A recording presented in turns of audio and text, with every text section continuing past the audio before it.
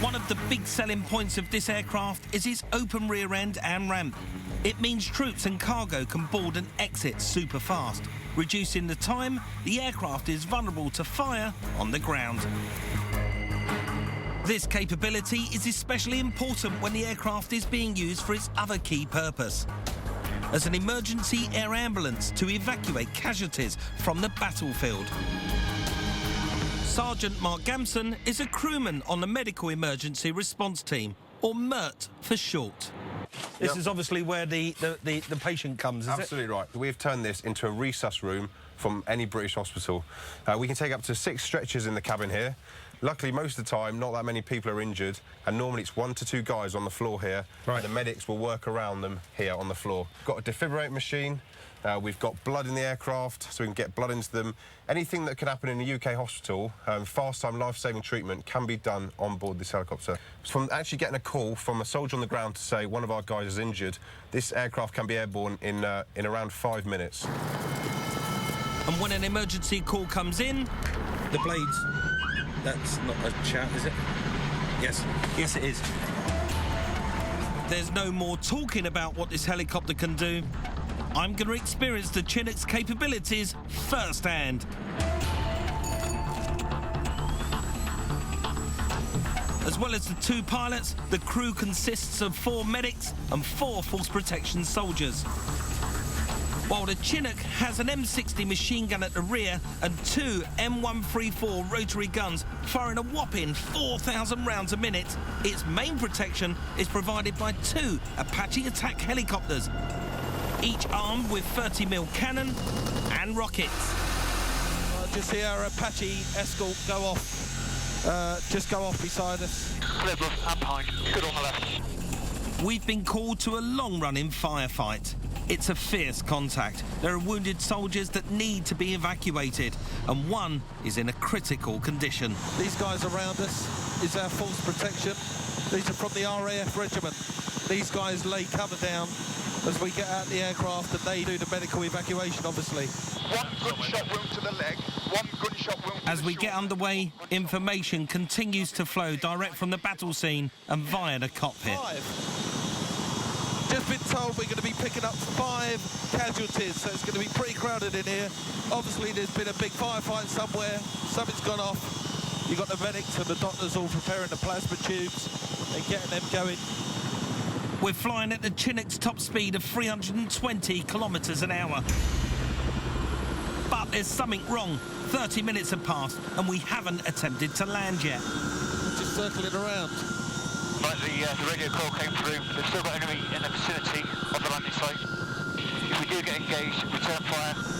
The troops that are down there are under fire, so we are flying right into the danger zone, into a firefight, right into the thick of it. We're 10 miles east of the target. Straight away, Paul's got a manned the M60 machine gun. Guns ready. M60 has been cocked and loaded on that rear door. 1,000 feet.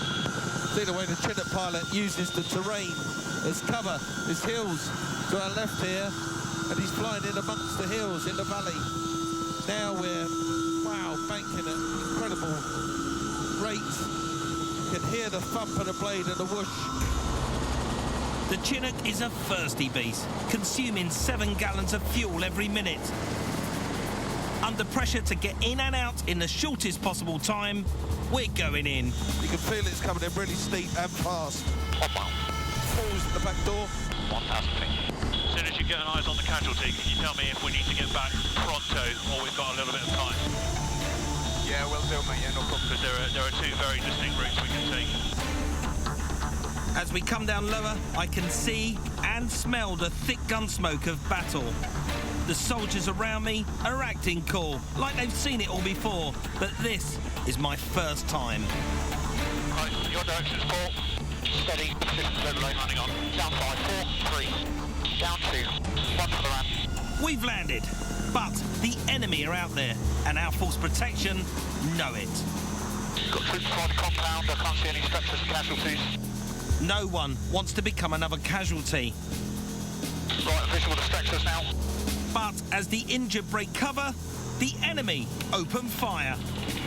The Yeah, people run into the aircraft. Here come the casualties in. And I can hear crack, whiz, bop, bang of gunfire. They look like Afghan Army. Everyone's helping get these people on board. Gunshots going off outside.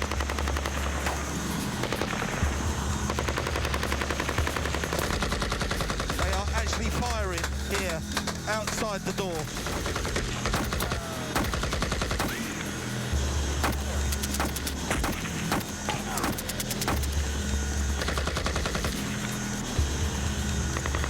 look like they're coming from the direction of where I said to see, right, 3:30, 4 o'clock. Right, we're working off this is gone.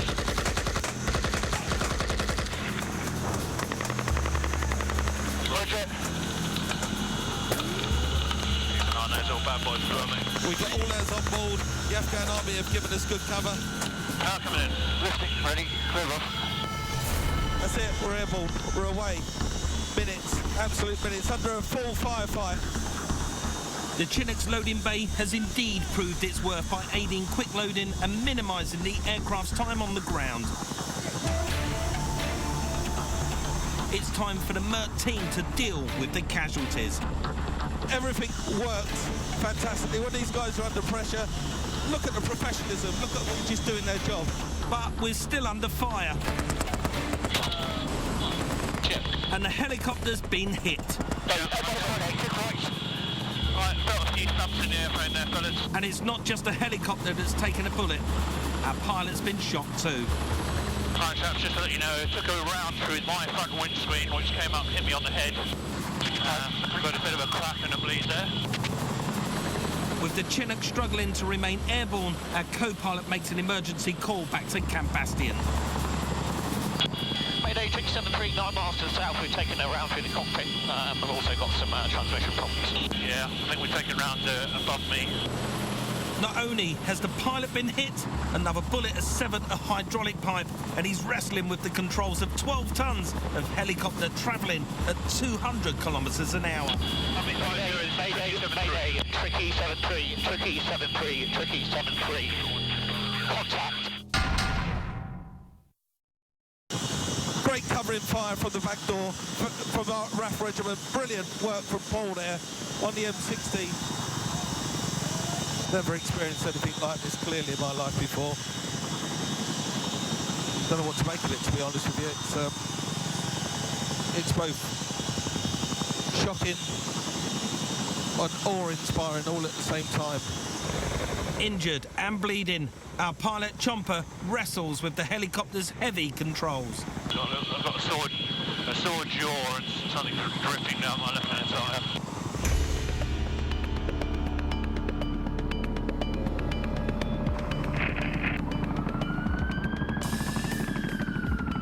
Right, it's going to be a bit wobbly on the way in, guys. We SCS out. Roger. Tails first. 6, 5 and right. 4, 3, 2, up top. Now off the front.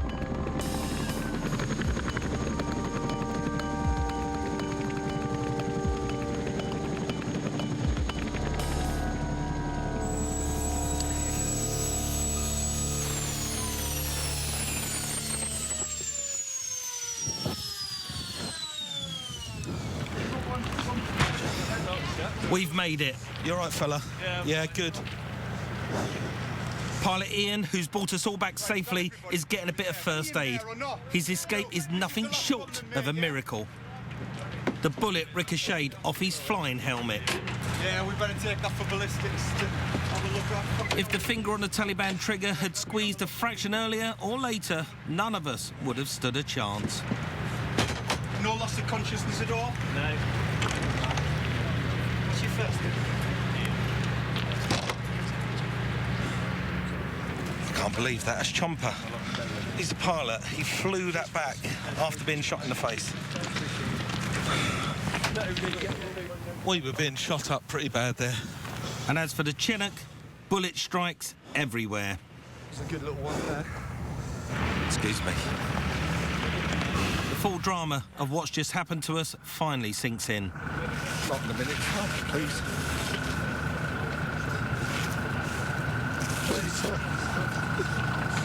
Surviving an experience like that, I can't help but feel mixed emotions. Terror. Then elation, crammed together within a few moments. But above all that, immense respect for a piece of kit and a group of men that did a superb job. Money shot, ricochet went in, hit the pilot on his MVA and went for the top.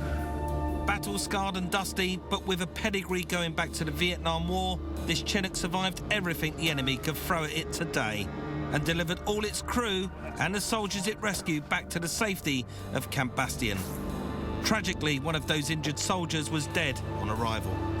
This aircraft, in amongst its many stories to tell, just got another one to add to its resume. Once again, Bravo November. The RAF's oldest Chinook has survived against all the odds. 28 years ago, during the Falklands War, she escaped destruction by flying off the Atlantic conveyor's deck, moments before the ship was destroyed by an Exocet missile. And today, even battle-damaged, she's made it safely back to Camp Bastion. This is a heroic aircraft with bullet holes all over it. It kept on going. That's it. I need a cup of tea.